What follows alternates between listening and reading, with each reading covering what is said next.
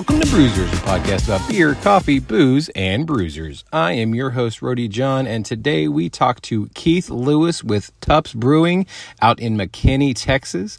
We talk all about how they got started to their new location and even about their spirits extension. That is right, the beer people behind Tupps is getting into the spirits game. It is a wonderful conversation we have just outside their old location in McKinney, Texas. Again, you'll hear all about how the city is working with them to help with their new location. So it is an absolutely fantastic interview, and you'll hear it just a second. But in the meantime, make sure to go and sign up for our newsletter. That is right. We have a newsletter. It comes out twice a week. Tells you even more information about the people that you are hearing in our interviews and on our lovely podcast. So if you want to find out even more about your favorite podcast about beer, coffee, booze, and bruisers, then that is right. Check out our newsletter. But in between, here is Keith Lewis with Tupps Brewing.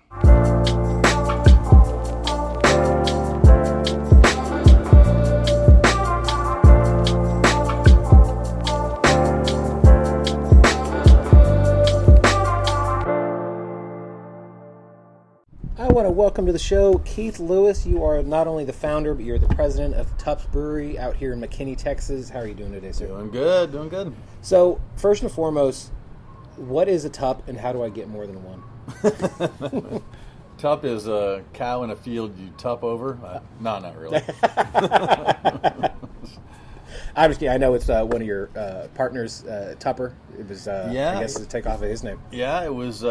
Tupper and I actually worked together in the semiconductor business. Oh, wow. And so we were in meetings that were very boring, Yeah. and so we were, trying to figure out what else we wanted to do, and he had an interest in brewing beer, so did I, so we just did it for a couple of years, and he has since retired, so he is not with us anymore from being here. He's traveling around in an Airstream trailer. He's still with us on the earth. He's on just the not... earth, yes. It's bad to say he's not with us anymore. Yeah, it's people like, take it sad. Right, yeah. I'm so sorry for your loss. Right. Yeah. Well, so from what I read, you did brew inside your home for 6 years and then decided to make that leap.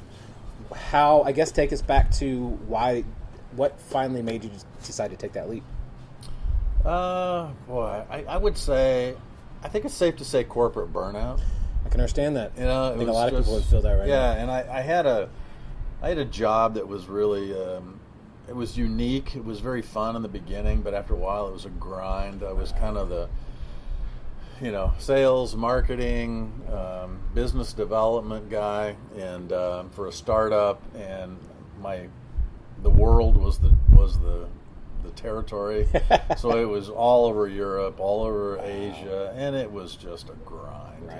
So kids were all in college, and so that helped a little bit but it was just horrible. So not the fun parts of traveling to Europe and Asia, but seeing multiple office buildings, and I imagine that's not exactly as fun as people. Well, and in Asia, a lot of the manufacturing plants are in some godforsaken places in China, and you're traveling to these crazy places, which was a beating. Of course. So after a while, it was just like, is there a better way to make a living? And I said, what if we take this beer thing and start a business, and eventually it evolved into that. So now we're in technically your original place, correct? Which I read you thought you were going to be in here forever, right? And you guys are about to open your new location, right? Now you're going to take everything from here and move it over there, right? Tell us about the new location, because it from what the blueprints look like and from what the picture looks like, it's going to be massive. You guys are going to have not only a full-blown big kitchen, you're going to have a playground for kids and everything. You're going to have BYOB, by Build Your Own Business area, for people to rent out and so forth. You have done your homework. I have a little bit. I tried, yeah. Tell us everything about it, and then I guess we'll go into the headaches of just converting everything in general. Well, I think that it all started when we were very fortunate as we moved into this location, which is a 15,000 square foot, basically steel barn. We were debating whether to take half of that. Yeah. And then finally we thought, well, what the heck, let's just lock it up, let's get the whole thing, and let's turn half of it into a brew pub, kind of a drinking place, and the other half production. But as the business grew and as we got more distribution, we got squeezed on space in here. Right. So where we thought we needed 7,000 square feet, we got 15, and then that wasn't enough. So 2 years ago, we pretty much made a decision we got to leave. We got to find another space. So then we started looking around at different places. And, you know, unfortunately in North Texas, there are not a lot of cool places. True, yeah. And so when you go to a lot of breweries, you'll find them located in just warehouse districts. Yeah. And I mean, that's kind of where we are here, True, right? yeah. And you can make them cool, you can put your own little spin on it, but they're basically just big steel buildings. So, True. so we looked in Frisco and we looked in Allen, and those would be new builds.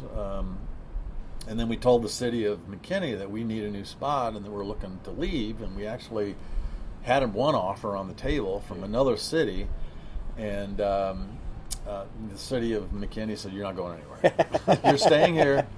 And I'm like, "Well, what do you have? Where do we go? I don't know what's around here." And they said, "We're going to go out, drive you around. We're going to show you different properties." First place they showed us was the McKinney Grain Company, off Louisiana Street, really close to downtown. It's 4-acre piece of property. Yeah. It's an old mill that's like 130 years old. Right. It's dirty, roachy, smelly. It's the coolest thing. Yeah. I fell in love with it. How long had it been abandoned for? Do you know? It was operating. Oh, it's still operating? Oh, yeah. Wow. I mean, you go in there and you see these guys in there and steam all over the place. And I mean, when they package grain for feed, it's a disgusting process. Oh, for sure. You know, it's got animal fat in it and grain, and all. It's really bad. But it was so cool, the visual and everything that was in there. The city had purchased it. Okay, and they were going to use it, I think, for the city hall. But they found out it was not big enough. Right. So they end up saying, okay, we have this asset that's on the books. Yeah. We know there's like an area like 12 miles north there's 12 acres like half a mile north. Okay. So they're in the process of building that. Nice. So they're working on that. Here we are doing our thing here. Mm-hmm. But it's huge, you know. Yeah. So it's 4 acres. It's got a 2-acre parking lot with 210 cars. You know, it's this cool 130-year-old grain facility. Yeah. It's got a little, like a purser's house on it, which was a 700-square-foot office building that was used to collect money and weigh trucks as it went in. The whole story there. That's going to be a coffee shop. Oh, cool. And then we're adding 3,000 square foot onto the tap room, which is the old building, which will be our kitchen. Wow. There's an 8,000 square foot warehouse on site that was built in the 20s. Jeez. It has a big concrete loading dock that we're going to turn into an outdoor stage. That's awesome. And the outdoor 8,000 square foot will be, we'll take the barn tin off the side. It'll be kind of an open air environment. Okay. And then on the south end of the property, we put a brand new building, a 25,000 square foot, 4-story tall production facility. Right. So, crazy project. Yeah, I imagine. Yeah. Now, when it comes to construction and converting things over, there's going to be some headaches and there's going to be some delays. From what I've heard, you guys were supposed to open back in November. We are now in February. Yep. And I don't know how much further it's going to get pushed out. Obviously, none of your control whatsoever. Yeah, right. I guess, can you tell us some of the headaches that have gone into converting everything and making everything as pristine as you like? Well, one thing I probably should do someday is write a book on why the hell I ever decided to build a brewery during COVID. Oh, yeah. So COVID didn't help us. No. Things are on delay when it comes to supplies, yeah. Yep. So where we were getting containers, you know, from China before for like 5,000 a container, it went up to 25,000. Yep. So I mean, and everything went up. Of course. And trying to get materials in, it was a beating. Yeah. But then there's the flip side of you're going to build it in a 130-year-old building. Yeah. So what you see on the surface isn't always what you get. So we found several things that were not right. We had to remedy it, and the other thing that's a little bit of an interesting dynamic is this project is kind of a private-public partnership between Tupps and the city of McKinney. That's right. I read that there's a 40-year lease that you guys are working on to buy it. Yeah. Right. So we got a 40-year lease. Well, there's actually there's a 40-year financing deal with the city. Okay. There's an 80-year land lease. Wow. Okay. So, I mean, all said and done, it's a wonderful deal. I thought Jerry Jones was the only one that could cook deals like this, but somehow we got something that is really pretty cool. Yeah. And but with that comes some really positive things. Of course. Like, it's very easy to get permits when it's a city building. For sure. It's very, and it's amazing how quick things work that way. Yeah, and inspections. Oh, it's the Tupps project. Boom, they're on it. Wow. So all of those things are wonderful. Yeah. But the other flip side is you have to abide by all of the, stringent rules. Right. The P's and Q's. Yeah. Where I think one of the spirits of craft breweries is that, we tend to cowboy things. For sure. You get in, you get a building, and you just make stuff happen. Yeah. Punk rock DIY. Yep. If we're using JB Weld and duct tape and, Now, one thing I always wanted to do, in this project, what I really want to do is I want to make sure that the brewery building, when we go in and we look at the brewery building, that people will look at it and open the doors and go, holy shit, this thing's gorgeous. I imagine. That I really want. Because right now in our current facility, it's a rough and tumble brewery. I think it's actually really quaint. Like, I've been to quite a few breweries in my life, and I walk in here and it looks, I don't want to say flea market-ish, but it looks... Yeah, that's a good word, though. Roachy, yeah. But in a very good way. Obviously, you're here to drink beer, and you're here to have a good time and, be with friends and family and so or see great live music, drink or eat good food, drink, obviously, amazing beer. But then there's also, like, fun little things, like you have a sign over here that says, watch your kids, unattended children will be given caffeine and a pet goat. So, I mean, right. You have little fun things like that, and then Right. you've got a great job of just putting Tupps everywhere. Yeah. And, like, your bar counter, it's not a smooth bar counter. It's kind of rough, got Right. stuff, like, embedded in it, and it's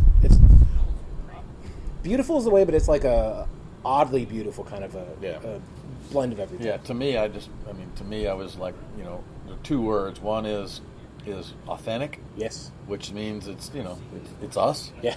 And it's real. Right. We are not Legacy West. We don't Yeah. want to be Legacy West. Right. You don't want to go in and drink beer in a hospital. So it's rough and tumble, which is what we want. Right. And the goal in the new spot is to maintain that. We want that to be really nice. However, the brewery building is going to be a food grade facility because we have plans for lots of other things rather than just beer. Right. So we want it to be really nice, and we want it to be a really world-class manufacturing facility. But when you go into the brewery or the tap room and drink beer and everything, I want you to look up on the roof and see the old rusty silos, all that stuff. So. Now, you kind of have said some of the fears that you have about people coming from here to there. What if some fears you have, not in a bad way, but just kind of you're maybe a little apprehensive about when it comes to making, because you've made the jump from your old job to this, which is a huge jump for a lot of people. Right. Because going from a garage to actual building to where this is your job, completely different than your day job is funding your dream job. Right. Now you are jumping from not only this quaint facility to a gigantic facility that's absolutely beautiful. What are some of your maybe concerns, or maybe not fears, but concerns? Really? Yeah, well, I think here our occupancy is 178 people. Right. Wouldn't tell the city this, but there's been 200 to 300 out Of course, here. yeah. They don't need to know. Some of them are city events even that we've had out here. Now, we're going into a facility where the occupancy is 2,600. Holy shit. So it's dramatically different. A little bit. In this, right now, Tupps has 33, 34 employees. Right. We're going to have a lot more A little bit. in the new spot. So the other thing that is kind of one of these things that maybe a little bit of a fear or concern is we'll have a full restaurant. Yeah. So I've never been in the restaurant business. We're about to get into it. So we've hired a world-class chef, and he knows how to do all this. We put trust in him to do it, but it's different. Yeah. Food, running food, the expectations people have over food. Yeah. For some reason, people stand in a line for 20 minutes to get a beer. They don't really care. Right. But when you're hungry, you want to eat. Yeah. And we got to get food out quick. True. No, I can understand that, yeah.